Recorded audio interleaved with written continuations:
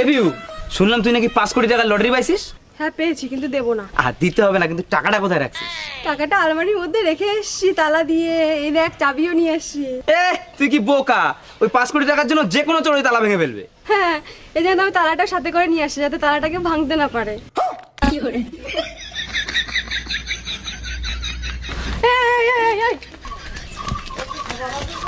আমার মিষ্টি ভাবির মন খারাপ কেন? কি হয়েছে ভাবি?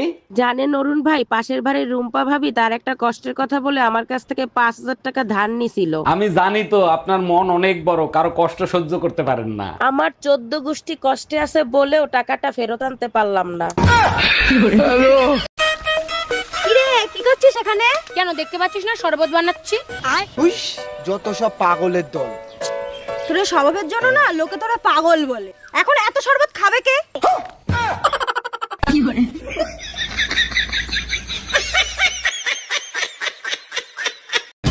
এই শোনো, আমাকে না ফেলনা মনে করো না।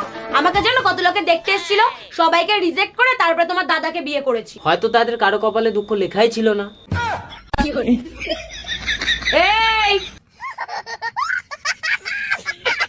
সুযোগ পাইলেই আশেপাশের ভাবিদের দেখো, তোমার লজ্জা করে না? আরে বোকা, লজ্জা করবে কেন? আমি তো ভাবিদের মাঝে তোমাকে খুঁজি। তোমারে মন মতো যদি একটু পিটাইতে পারতাম তাহলে কলিজাটা জুড়ায় যাইতো। আচ্ছা তাইলে এক কাজ করি, ভাবিদেরকে তোমার মাঝে খুঁজি। গজব বেইজ্জতি। এই স্নেহা, আমার জন্য রুটি বানা দাও, আমি রুটি খাবো। মানে এখন আমি তোমার জন্য রুটি বানাতে যাব? কেন, আমার কি আর কোনো কাজ বাজ নেই? সারাদিন তোমার জন্য কাজই করে যাব। আমি এখন পারবো না। দেখো, তুমি সুন্দরী মানে এই না যে তুমি যখন খুশি যা বলবা তাই মেনে নিতে হবে। এটা ঠিক না। রুটির সাথে আর কি খাবা? চিকেন কষা করে দিই? ঠিক আছে। জীবনে ভালো থাকতে গেলে মাঝে মাঝে একটু মিথ্যা কথা বলা দরকার। দুলা ভাই, আজকে অনেক শীত পড়ছে, কি করি বলেন তো? তুমি এক কাজ করো, তোমার বোনের পাশে গিয়ে এসো, শীত কম লাগবে। ভয় লাগে যদি রাতে আপনি কিছু করেন। ভয়ের কি আছে, মাঝখানে তো তোমার বোন থাকবে। আপনি আমার বোনকে চেনেন না, একবার ঘুমাইলে বোম মারলেও ওঠে না। তুমি কি ভয় পাচ্ছ না আমারে আইডিয়া দিচ্ছ?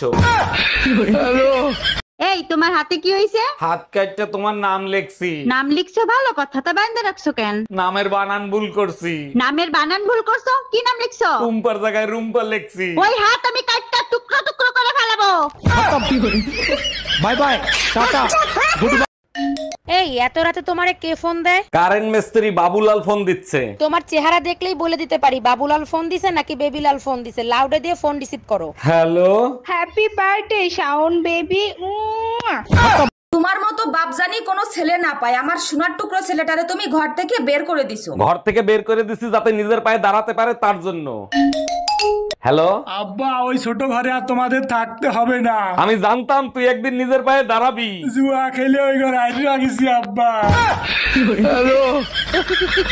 আমি কোনো কথা শুনতে চাই না, আমার তালাক চাই, মানে চাই। আচ্ছা দিব, 3 মাস দেরি করো তারপরে। কেন 3 মাস দেরি করতে হবে কেন? এখন ডিভোর্স দিলে কি সমস্যা? এখন ডিভোর্স দিলে শীতের 3 মাস কি একা একা বাল ফেলাবো?